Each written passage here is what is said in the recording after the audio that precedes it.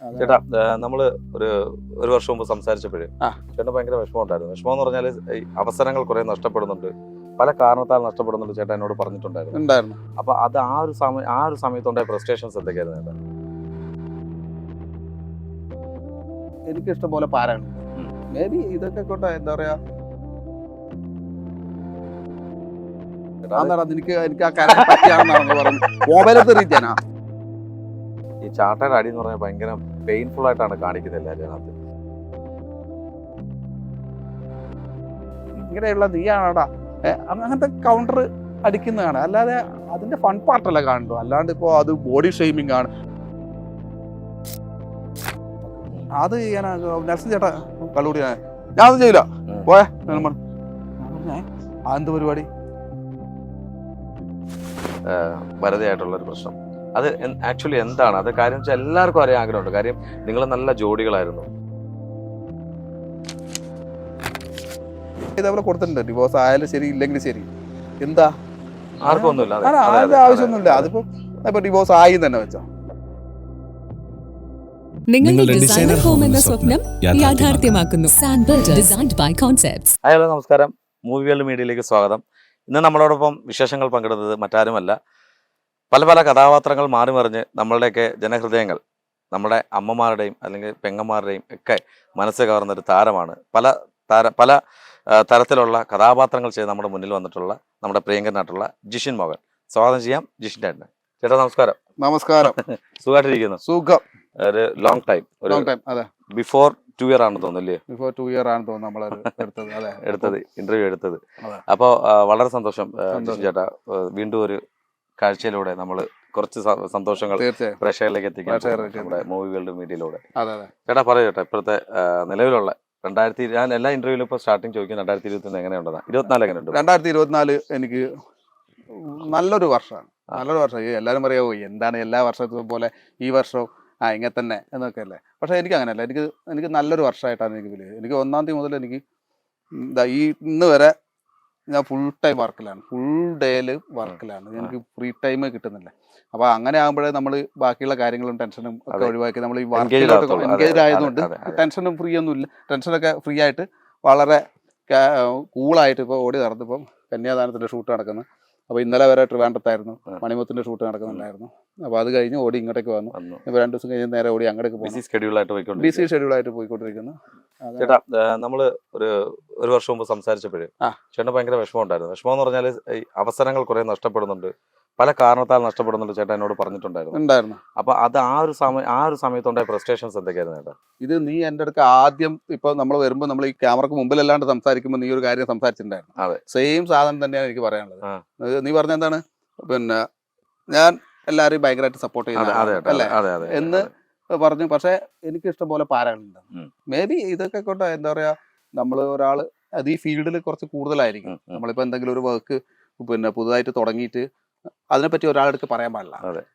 എന്നുവെച്ചാല് ആ വർക്ക് പിന്നെ ടെലികാസ്റ്റ് ആയിട്ടേ പറയാൻ പാടുള്ളൂ, അല്ലെങ്കിൽ അത് നഷ്ടപ്പെടും. അതെങ്ങനെയാണെന്ന് അറിയില്ല. ഞാനിപ്പോ വീട്ടിലെ അമ്മയോട് പോലും ഞാനൊരു വർക്കിന് ജോയിൻ ചെയ്ത് കഴിഞ്ഞാൽ ഞാൻ പറയില്ല, ടെലികാസ്റ്റ് ആകുമ്പോൾ. ചേട്ടൻ പറഞ്ഞതിനകത്ത് ഒരു ചെറിയൊരു കാര്യം പറയട്ടെ. ഒരു ആർട്ടിസ്റ്റ്, ഞാൻ പുള്ളിയുടെ പേര് പറയുന്നില്ല, പുള്ളി അഭിനയിച്ച ഒരു സിനിമ 9 ദിവസം ഷൂട്ട് ഉണ്ടായിരുന്നു. പുള്ളി എല്ലാവരും വിളിച്ച് തിയേറ്ററിൽ കൊണ്ടുപോയപ്പോഴത്തേണ്ട് ആ 9 ദിവസം ഷൂട്ടും ഇല്ല. തമിഴ് സിനിമയാണ്, വമ്പൻ സിനിമയാണ്, ഇളയ ദളപതി വിജയുടെ സിനിമയാണ്, നമ്മുടെ മലയാളം സീരിയൽ ഒരു ആക്ടറാണ്. ആ പുള്ളിക്ക് ഭയങ്കര വിഷമമായി പോയി.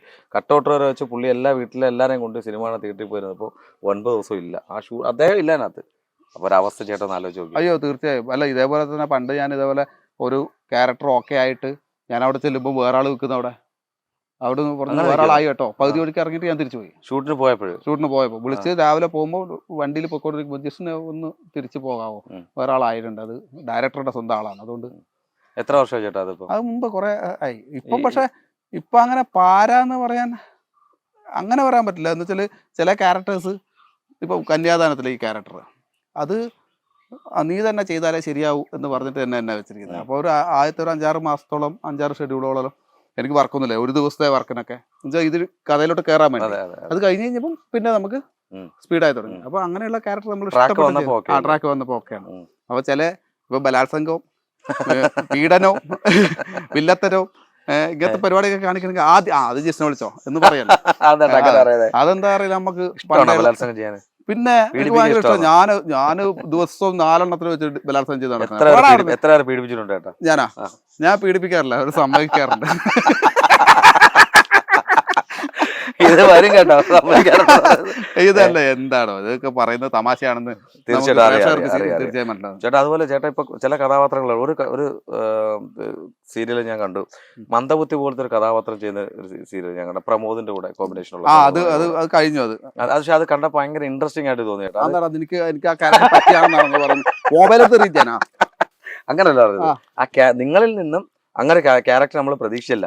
കാരണം വില്ലൻ കഥാപാത്രം ചെയ്യുന്നു, നായകൻ ചെയ്യുന്നു, അതിന്റെ ഇടയ്ക്ക് ചില കിളിപോയ കഥാപാത്രം ചെയ്യുമ്പോൾ അല്ല അത് പ്രതീക്ഷിക്കത്തില്ലല്ലോ ചേട്ടാ. അത് പ്രതീക്ഷിക്കും. അതെങ്ങനെ ആ ഒരു കഥാപാത്രം ചിലത് അങ്ങനെ എത്തിപ്പെടുന്ന ക്യാരക്ടർ ഇങ്ങനെ മാറ്റങ്ങൾ വന്ന് ഇവർക്ക് നമ്മളെ കന്യാദാനത്തിൽ ശരിക്കും ഇതേപോലെ തന്നെയാവും. സൈക്കോ ആയിട്ടുള്ള ക്യാരക്ടറാണ്. അതിങ്ങനെ മാറി മാറി വരും, അതിന്റെ ഓരോ ഡയമെൻഷൻസ് മാറി മാറി വരും. അപ്പോൾ പെർഫോം ചെയ്യാൻ നമുക്ക് ഇഷ്ടമാണ്. ചിലതൊക്കെ നമുക്ക് ഒറ്റ ലൈനിൽ അങ്ങ് പോകും, ഒറ്റ സ്ട്രെയിറ്റ് ആയിട്ട് പോകുന്ന ഒരേ ക്യാരക്ടറിന്റെ ആ ഒരു എന്താ പറയാ ക്യാരക്ടർ ഉണ്ടല്ലോ, അത് ഒറ്റ ഇതായിട്ട് പോകുന്നതാണ്. അത് അപ്പം ഇതാവുമ്പോ ഇങ്ങനെ വേരിയേഷൻസ് വരും, ക്യാരക്ടേഴ്സിന്റെ വേരിയേഷൻ. അപ്പൊ നമുക്ക് ചെയ്യാനും ഇൻട്രസ്റ്റ് ഉണ്ടാവും അതിനുള്ള ക്യാരക്ടേഴ്സ്. അതെ, അങ്ങനെ വരുമ്പോഴല്ലേ നമുക്ക് നമ്മുടെ കുറച്ചുകൂടെ ഇൻവോൾവ്മെന്റും കുറച്ചുകൂടെ നമുക്ക് എന്തെങ്കിലും ചെയ്യാൻ പറ്റും. അതെ ചെയ്തെന്നുള്ളത് വരുന്നല്ലേ. പിന്നെ തീർച്ചയായും ചേട്ടാ. പിന്നെ അതുപോലെ തന്നെ നമ്മളെ ഈ സീരിയൽസിൽ വരുമ്പോഴും ഒരു ആക്ടർ എന്ന് പറഞ്ഞു എനിക്ക് ചിലപ്പോൾ ട്രോള് വരും. പക്ഷെ ഒരാൾ പറഞ്ഞിട്ടുണ്ട്, നമ്മൾ സ്റ്റാർ മാജിക്കിൽ പോയി കഴിയുമ്പോൾ അതില് നമ്മൾ ചെയ്യുന്ന മണ്ടത്തരങ്ങൾ കാണിക്കുമ്പോൾ, അത് എനിക്ക് മണ്ടത്തരമായിട്ട് എനിക്ക് തോന്നിയിട്ടില്ല, കാണിക്കുമ്പോൾ നമ്മളുടെ കഥാപാത്രങ്ങൾക്ക് വ്യത്യാസങ്ങൾ വരുന്ന സീരിയലിൽ വിളിക്കാതാവുന്നു പറഞ്ഞു. പക്ഷെ ചേട്ടൻ ബാക്ക് ടു സ്റ്റാർ മാജിക്ക് പോയി. ബാക്ക് ടു സ്റ്റാർ മാജിക് പോയി എന്ന് വെച്ചാൽ ഒരു 3 വർഷത്തെ ഇടവേളയ്ക്ക് ശേഷമാണ് ഞാൻ സ്റ്റാർ മാജിക്കിലേക്ക് എത്തുന്നത്. അപ്പം എന്താ വെച്ച് കഴിഞ്ഞാൽ ഈ പറഞ്ഞ പോലത്തെ ഒരു സംഭവം എന്ന് വെച്ചാല് അത് ഒരു 3 സെക്ഷനാണ് ആ ഇത് പറയുന്നത് സ്റ്റാർ മാജിക് വന്നത്. അപ്പൊ ആദ്യം വന്ന് ഇൻട്രൊഡക്ഷനും ഈ തമാശ പറയാൻ വേണ്ടി അല്ലെ കൗണ്ടർ അടിക്കാൻ വേണ്ടി ബിനു അടിമാലി, അങ്ങനെ തമാശക്കാർ സുമേഷ്, ഇപ്പം എല്ലാവരും ഇവരൊക്കെ നമ്മളെ ബിനു അടിമാലി ആയാലും ബാക്കിയുള്ള സുമേഷ് ആയാലും അങ്ങനെയുള്ള ആൾക്കാരൊക്കെ എന്ന് വെച്ചാൽ കൊമേഡിയൻസ് അല്ലെങ്കിൽ കോമഡി കൈകാര്യം ചെയ്യുന്ന ആൾക്കാർ, ഇവരുടെ കൗണ്ടറും കാര്യങ്ങളും ഒക്കെ വരുന്നത് അതൊരു സെക്ഷൻ, ഫസ്റ്റത്തെ ഇൻട്രോ സെക്ഷൻ. അത് കഴിഞ്ഞിട്ട് കുറച്ച് ഡാൻസോ അങ്ങനത്തെ പരിപാടി, അതിന് കളർഫുൾ ആവാൻ വേണ്ടിയാണ് പെൺകുട്ടികൾ. അത് കഴിഞ്ഞിട്ടുള്ള ഗെയിമിന്റെ സെക്ഷൻ. ഗെയിമിന്റെ സെക്ഷൻ മുമ്പ് ഞാൻ ഉണ്ടായിരുന്നു, നവീനും ഞാനുമായിരുന്നു ഉണ്ടായിരുന്നത്. അപ്പോൾ ഒരു ഗെയിമിന്റെ സെക്ഷൻ വരുമ്പോൾ ഞാൻ ഈ ഗെയിം എന്ന് പറഞ്ഞാൽ എനിക്ക് ഭയങ്കര ഇഷ്ടമാണ്. ഞാൻ ഗെയിം കളിക്കും അവിടെ. അപ്പം അതിനു വേണ്ടിയാണ് നമ്മളെ അധ്വാനമുള്ള പരിപാടിക്കാണ് നമ്മളെ വിളിക്കുന്നത്. അപ്പം നമ്മളവിടെ ഇവർക്ക് പറയുന്നത് പോലെ ഇപ്പം ലേപ്പൽ വെച്ചിട്ടുണ്ടാവും അവർക്ക്, നമുക്ക് മൈക്കാണ്. അപ്പം പിന്നെ ലേപ്പലും വെച്ചിട്ടുണ്ടാവും. അപ്പം ഈ ബിനുചേട്ടനും ബാക്കിയുള്ളവരൊക്കെ അടിക്കുന്ന പോലെ കൗണ്ടർ നമുക്ക് അടിക്കാൻ പറ്റില്ല. പെട്ടെന്ന് എന്തെങ്കിലും ഓർമ്മ വന്നിട്ട് നമ്മൾ മൈക്ക് എടുത്ത് വെക്കുമ്പോ അത് കഴിഞ്ഞിട്ടുണ്ടാവും.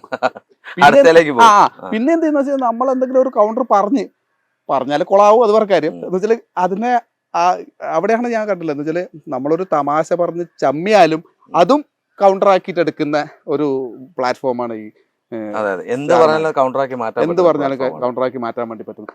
അപ്പൊ അതിൽ വരുമ്പം ഇവർക്ക് എന്ത് പറയാം. അപ്പം പെട്ടെന്ന് എന്താ പ്രശ്നം എന്ന് വെച്ച് കഴിഞ്ഞാല് ചില നമുക്ക് ഇങ്ങനത്തെ ഇതൊക്കെ പറയുമ്പോൾ മണ്ടൻ കിഴങ്ങൻ എന്നൊക്കെ പറയും. അപ്പൊ അങ്ങനെയൊക്കെ പറയുമ്പം അത് നമുക്ക് ചെയ്യുന്ന നമ്മൾ കുറെ ക്യാരക്ടേഴ്സ് ചെയ്യുന്ന വില്ലൻ ക്യാരക്ടേഴ്സ് ചെയ്യുന്ന ആൾക്കാരുണ്ട്. മെയിനായിട്ട് വില്ലൻ ക്യാരക്ടേഴ്സ് ഒക്കെയാണ് ഞാനും നവി അങ്ങനെയുള്ള ആൾക്കാരൊക്കെ. അപ്പം അങ്ങനെ പറയുമ്പോൾ കാണുന്നവർക്ക് പക്ഷെ അത് അതിന്റെ സെൻസിൽ എടുക്കൂ. എന്ന് വെച്ചാൽ ഈ സ്റ്റാർ മാജിക് ഇഷ്ടമില്ലാത്ത ആൾക്കാരുണ്ട് കുറെ. ഞാൻ ഇതൊന്നും കാണാറില്ല, ചാളി കോമഡി. ആ സ്റ്റാർ മാജിക്കിന്റെ ഒരു പാറ്റേൺ അതാണ്. ആ ഒരു പാറ്റേൺ ഇഷ്ടപ്പെടുന്ന, അല്ലാണ്ട് ഇത്ര ലക്ഷക്കണക്കിന് ആൾക്കാർ കണ്ടിട്ട് അത് അത്രയും ഒരു യൂട്യൂബ് വീഡിയോ തന്നെ അതിന്റെ അടിയിൽ വരുന്ന കമന്റ്സും അല്ലെങ്കിൽ അതിന് ഉണ്ടാവുന്ന വ്യൂവേഴ്സും, ഇത് വേറൊരു ഷോക്ക് കാണുന്നില്ലല്ലോ. എന്തുകൊണ്ടാണ് രാത്രിക്ക് നമ്മൾ ഉറങ്ങാൻ നേരത്ത് മനസമാധാനത്തോടു കൂടി കുറച്ച് തമാശയൊക്കെ കേട്ട് ചളി കൗണ്ടറൊക്കെ തന്നെ സമ്മതിച്ചു റിലാക്സ് ചെയ്യാൻ വേണ്ടി പറ്റും. എന്തൊക്കെ പറയുമ്പോൾ അങ്ങ് ചിരിക്കുക, നമ്മൾ ചിരിച്ചോണ്ട് കിടന്നുറങ്ങാൻ ആൾക്കാർ അന്ന് എനിക്ക് ഭയങ്കര ഇഷ്ടമാണെന്ന് വെച്ചിട്ട് ഇവരുടെ സ്കിറ്റ് ചെയ്യുന്നുണ്ടെങ്കിൽ അതിൽ കയറിയിട്ട് എന്തെങ്കിലുമൊക്കെ ചെയ്യാൻ എന്നുവെച്ചാൽ ഇവരുടെ കൂടെ നമ്മൾ ഫുൾ പ്ലസന്റ് ആണ്. ഈ ഒരു ദിവസം 2 or 3 എപ്പിസോഡ് എടുക്കുന്നവർക്ക് നമ്മളവിടെ ഫുൾ ടൈം ഫ്ലോറിൽ നിൽക്കുവാണ്. രാത്രി വരെ നമ്മളെടുത്ത് ഈ ഗെയിമും ചെയ്ത് ഇവരുടെ കൗണ്ടർ കേട്ട് ഭയങ്കര രസമാണ് ആ ഫ്ലോർ.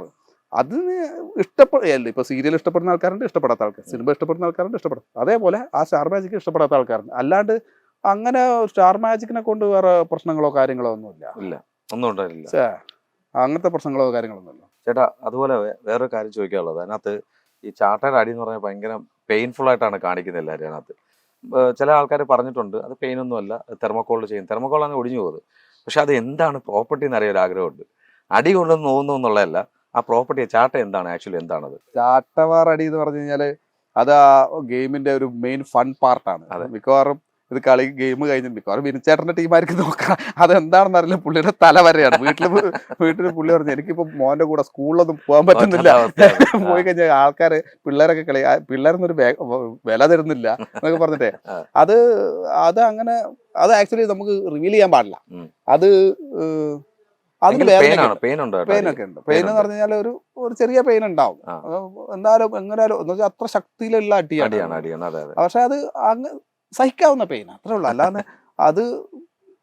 അതിന്റെ അടി കൊള്ളുന്ന വേദനന്റെ അല്ല, ആ അടി കിട്ടാനുണ്ടാവുന്ന സിറ്റുവേഷൻ, സാഹചര്യം, അതൊക്കെയാണ് അതിന്റെ ഫൺ പാർട്ട്. അത് ചെയ്യുന്ന സമയത്തുള്ള അതിന് കൊടുക്കുന്ന പണിഷ്മെന്റ്. ഇപ്പൊ പുതിയതും കൂടി തുടങ്ങിയിട്ട് തവളച്ചാട്ടം, അങ്ങനെ ഒരു പരിപാടി കൂടി തുടങ്ങിയിട്ടുണ്ട്, പണിഷ്മെന്റ്. അപ്പൊ അതും കൂടി തുടങ്ങിയിട്ടുണ്ട്. അപ്പം ഇത് നമ്മൾ ഓരോ ഗെയിം കഴിയുമ്പോൾ നമ്മൾ വെല്ലുവിളിക്കും കാര്യങ്ങളൊക്കെ ആയിട്ട്. അതിന്റെ ഒരു സ്പിരിറ്റാണ് അത്. ഗെയിമൊക്കെ തുടങ്ങുന്ന സമയത്ത് ബാക്കി എല്ലാവരും വന്ന് ഇങ്ങനെ ഗെയിം എക്സ്പ്ലെയിൻ ചെയ്ത് കൊടുക്കും. അത് ചെയ്ത് കൊടുക്കും, ഇങ്ങനെയാണ് പറഞ്ഞ് നമ്മൾ എല്ലാവരും ഭയങ്കര ആവേശമാണ് ഈ ഗെയിം വരുന്ന സമയത്ത്. ആ ഒരു ആവേശത്തിന്റെ ഒരു പരിണിത ഫലമാണ് ഈ ചാട്ടവാറടി. അത് വലിയ പെയിൻഫുള്ളൊന്നും അല്ല, എന്നാലും ഇടയ്ക്ക് ചില കിട്ടാറുണ്ട്. ഫ്രോക്ക് ഇട്ട് വന്നു കഴിഞ്ഞാൽ പറയാറുണ്ട് ഈ ഫ്രോക്ക് ഇങ്ങനെ പിടിക്കണം, ഇങ്ങനെ ഒട്ടിച്ച് പിടിച്ചു കഴിഞ്ഞാൽ എന്നാലേ കൊള്ളൂ, അല്ലെങ്കിൽ ഫ്രോക്കിന് പടയെന്ന് ചെറിയ അങ്ങനെ ഭയങ്കര, ഞാൻ പറഞ്ഞില്ല, ബെയറബിൾ, നമുക്ക് സഹിക്കാൻ പറ്റുന്നത്. അതെ ചേട്ടാ. അതുപോലെ ഈ കളിയാക്കുന്നത് ബോഡി ഷേമിംഗ് ഒക്കെ ഉണ്ട്. നോബി ചേട്ടനും ബിനു ചേട്ടനാണ് അവിടെ കൗണ്ടറിന്റെ ഉസ്താക്കന്മാർ. അതുപോലെ തങ്കച്ചൻ ചേട്ടനുണ്ട്. ഇവര് മൂന്നുപേരും നല്ല കൗണ്ടറാണ്. പക്ഷെ ചില മെസ്സേജുകൾ കാണാറുണ്ട് ഈ ബിനു അടിവാലി മൊത്തത്തിൽ എല്ലാരും അടച്ചാക്ഷേപിക്കുന്ന പോലെ. ഇപ്പൊ ചേട്ടനെ കിടങ്ങാന്ന് വിളിക്കും, ഷിയാസ് കരീമിനെ വിളിക്കും, നവീൻ ചേട്ടനെ വിളിക്കും. പിന്നെ ആ കറിയിൽ കുറച്ച് കിഴങ്ങില്ലെങ്കിൽ അതാ ഇവരെ അതൊക്കെ അതിന്റെ സെൻസിൽ എടുക്കാൻ പറ്റുന്നവർ പോയാൽ മതിയെന്നേ. കാഴ്ചക്കാരുടെ കാര്യം കാഴ്ചക്കാരായാലും അതിന്റെ ഒരു തമാശ പാർട്ട് മാത്രമേ എടുക്കണ്ടൂ. അല്ലെങ്കിൽ അല്ലാതെ നമ്മൾ ഈ പറയുന്ന പോലെ എന്താ പറയാ, ഇത് ഇപ്പൊ ഒരാളെ നായിന്റെ മോനെന്ന് വിളിച്ചു, സപ്പോസ് ഒരു തെറി വാക്കാണ് നമ്മളെ നാട്ടിലൊക്കെ വിളിക്കുന്നത്. സാധാരണ ഒരു നോർമൽ ആയല്ലോ, പോടാ നായിന്റെ മോനെ എന്നൊക്കെ വിളിക്കൂലേ, നിങ്ങൾ ടെലികാസ്റ്റ് ചെയ്യാനാവോ എനിക്കറിയില്ല, എന്നൊക്കെ വിളിക്കുന്നത്. അതിന്റെ അർത്ഥം ചൂഴ്ന്നു നോക്കിയിട്ടാണോ? അങ്ങനെ അർത്ഥം ചൂഴ്ന്നു നോക്കുവാണെങ്കിൽ അവനെ വെടിവെച്ചു വന്നേ. അപ്പം അതുപോലെ ഈ ബോഡി ഷേപ്പിംഗ് എന്ന് പറയുന്നത്, ഇപ്പം ബിനിച്ചേട്ടനായാലും സ്വയം കളിയാക്കും. ഈ അവര് കളിയാക്കുന്നത് ഉൾക്കൊള്ളണം, നമ്മൾ പറയുന്ന അവർ ഉൾക്കൊള്ളണം എന്നുള്ള ആ ഒരു കൊടുക്കൽ വാങ്ങലാണ്. പക്ഷെ അവർക്കകത്ത് ഉൾക്കൊള്ളാനായിട്ട് ആരും കൊണ്ട് കൊടുക്കാറില്ല, അവർ പെട്ടെന്ന് അത് പട്ടാന്ന് പറഞ്ഞു. ഇപ്പം തങ്കച്ചൻ ഏതെങ്കിലും ഒരു ഫിഗർ ചെയ്തിട്ട് വന്നു, ഇപ്പം ജയറാമിന്റെ ഫിഗർ അല്ലെ ദിലീപിന്റെ ഫിഗർ, അങ്ങനത്തെ ഒരു ഗിഫ്റ്റ് ജാസി, ചിലതൊക്കെ തങ്കച്ചൻ കറക്റ്റായിട്ട് ചേരും. ചിലത് നമ്മൾ വരുമ്പോൾ തന്നെ പറയും ഇത് ഇങ്ങനെയുള്ള നീയാണോടാ, അങ്ങനത്തെ കൗണ്ടർ അടിക്കുന്നതാണ്. അല്ലാതെ അതിന്റെ ഫൺ പാർട്ടല്ല കാണുന്നു. അല്ലാണ്ട് ഇപ്പോ അത് ബോഡി ഷെയ്മിംഗ് ആണ്. ബോഡി ഷെയ്മിംഗ് ഉണ്ടെങ്കിൽ അവര് പറയില്ലേ, പറയുന്നത് ഇവർക്ക് അല്ലോ വേണ്ടേ എനിക്ക് ബോഡി ഷെയ്മിംഗ് ആണ്, എന്നെ ഇത് പറയരുതെന്ന് ഈ വന്ന് നിൽക്കുന്ന ആള് പറയില്ലേ. ഈ അയാൾക്ക് പരാതിയില്ല, പിന്നെ ബാക്കിയുള്ളവർക്ക് പരാതി. കാണുന്നവർ കാണും. പക്ഷെ അങ്ങനെ എന്തെങ്കിലും ഒരു ഇൻസിഡന്റ് ആ സ്റ്റേജിൽ നടന്നിട്ടുണ്ട് ഒറിജിനൽ ആയിട്ട്, അതായത് ഡ്രാമ അല്ല ഒറിജിനൽ ആയിട്ട് നടന്നിട്ടുണ്ടോ ഏതെങ്കിലും ആർട്ടിസ്റ്റ് തമ്മിൽ? ഡ്രാമ എൻ്റെ ഒരു അനുഭവം ഉണ്ട്. ഞാനും നെൽസൺ ചേട്ടനും. അപ്പോൾ ഒരു ദിവസം എന്തോ എൻ്റെ ഒരു പഴയ സ്കിറ്റ്, ഞാൻ ആദ്യമായിട്ട് ചെയ്തൊരു നാടകം, ആ നാടകത്തിനെ പറ്റി, ആ നാടകം നമുക്ക് റീക്രിയേറ്റ് ചെയ്യാം. ഞാൻ പറഞ്ഞു അതിൽ ഇങ്ങനെ ഒരു പ്രേതത്തിന്റെ മോനുമായിട്ട് ഇങ്ങനെ വെള്ള വരയൊക്കെ വരച്ചിട്ട് ഇങ്ങനെ കാണിച്ചിട്ട് അങ്ങനെ വെറുതെ നടക്കുന്നതേ ഉള്ളൂ. അങ്ങനെ നമുക്കത് ഫണ്ണായിട്ട് ചെയ്യാം. ഇങ്ങനെ നമ്മുടെ ഇൻസിഡൻസ്, നല്ല നമ്മുടെ കുറെ അനുഭവങ്ങളൊക്കെ ആയിരിക്കും നമ്മൾ ഈ സ്കിറ്റായിട്ട്. അപ്പം അത് കുറച്ച് ഫണ്ട്സ് എക്സ്ട്രാ കയറ്റിയിട്ട് അങ്ങനെ അപ്പം അത് ചെയ്യാന്ന് പറഞ്ഞു. എന്നാൽ പിന്നെ നോബി പിന്നെ പ്രേതത്തിന്റെ അച്ഛനാവട്ടെ. അപ്പം ഞാൻ പറഞ്ഞു നോബി ചേട്ടനെക്കാളെന്നുള്ള നെൽസൺ ചേട്ടനാണ്. ബോഡി ഷെയ്മാണ്. പക്ഷെ ഇതൊക്കെ നമ്മളീ പറയുന്നതാണ്, ഇതൊക്കെ നമ്മളെയും വിളിക്കുന്നുണ്ട്, നമ്മൾ ആ സ്പിരിറ്റിൽ എടുക്കാന്നുള്ളത്. അപ്പം ഞാൻ പറഞ്ഞു നോബി ചേട്ടൻ ഇത് തരത്തില്ലേ, നെൽസൺ ചേട്ടൻ ആങ്കില് വേറെ പ്രത്യേകിച്ച് മേക്കപ്പ് ഒന്നും വേണ്ട.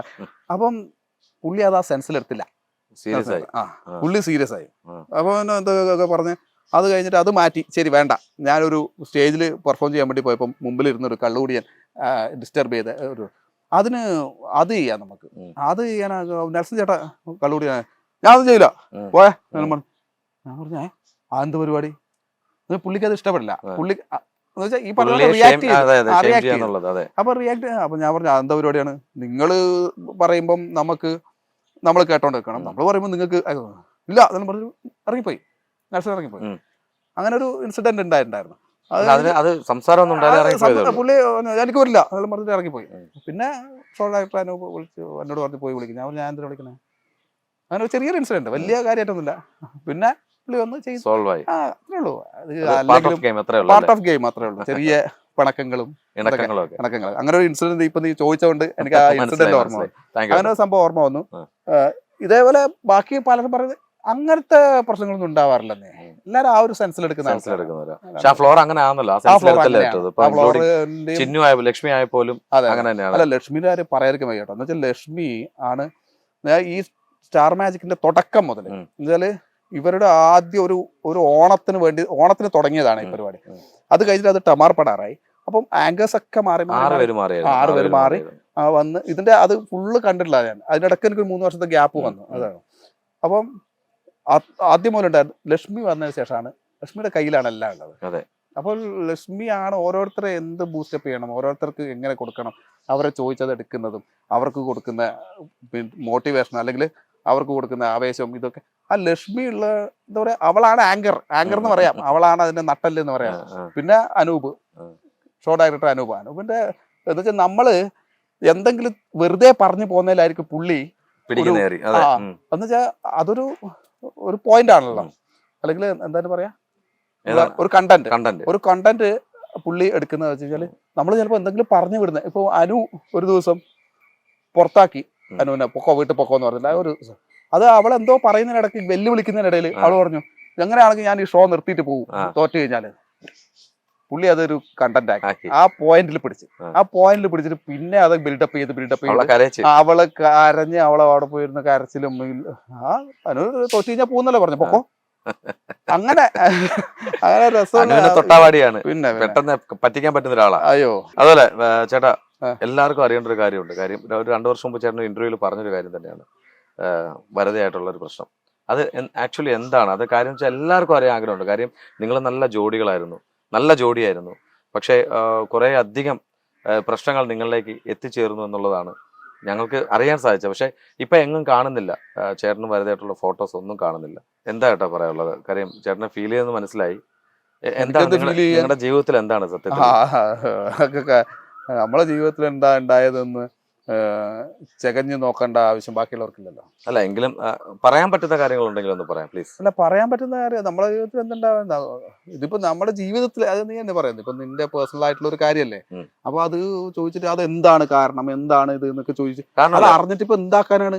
കാരണമല്ല, ഇപ്പം മാറി താമസിക്കുകയാണോ, ഡിവോഴ്സ് ആണോ, ഇതൊക്കെയാണ് ഓരോരുത്തരുടെ ചോദ്യങ്ങൾ. എന്റെ അല്ല കേട്ടോ, എനിക്ക് പേഴ്സണലി എനിക്കറിയാം. ഇതിപ്പോ ഞാൻ പറയട്ടെ, ഇതിപ്പോ ഞാൻ മറുപടി പറയുന്നേക്കാളും എന്തിനേക്കാളും ഇതിനേക്കാൾ നമ്മൾ ഒരാളൊരു പോസ്റ്റ് ഇട്ട് കഴിഞ്ഞാൽ ആ പോസ്റ്റിന്റെ മറുപടി ആയിട്ട് അപ്പുറം എന്തെങ്കിലും പോസ്റ്റ് ഇട്ടിട്ടുണ്ടോ, അല്ലെങ്കിൽ ഇയാൾ പറഞ്ഞത് ഇയാളെ ഉദ്ദേശിച്ചിട്ടാണോ പറഞ്ഞിരിക്കുന്നത് എന്ന് ചകഞ്ഞ് നോക്കാൻ വേണ്ടി ഒരു സംഘം ആൾക്കാർ ഇറങ്ങിയിട്ടുണ്ട്.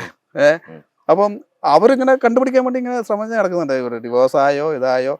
ഇതിപ്പം അതാ ഞാൻ മുമ്പൊരു ഇന്റർവ്യൂവിന് ഞാൻ ഇതേപോലെ കൊടുത്തിട്ടുണ്ട്. ഡിവോഴ്സ് ആയാലും ശരി ഇല്ലെങ്കിലും ശരി, എന്താ അതിന്റെ ആവശ്യമൊന്നുമില്ല. അതിപ്പോ ഇപ്പൊ ഡിവോഴ്സ് ആയി തന്നെ വെച്ചോ, ഇപ്പൊ ഞാൻ സിംഗിളാണ്, ഫ്രീ ആണ്, ആരെങ്കുണ്ടോ കല്യാണം കഴിക്കാൻ വേണ്ടി, സുമുഖനും സൽസ്വഭാവിയും സുന്ദരനും സൽസ്വഭാവിയും സർവോപരി നല്ലൊരു അഭിനേതാവുമായ ഫ്രീ ആണ്, ആരെങ്കുണ്ടെങ്കിൽ വേമ്പ. എന്തിനാണോ ഇതൊക്കെ ചോദിക്കുന്നത്?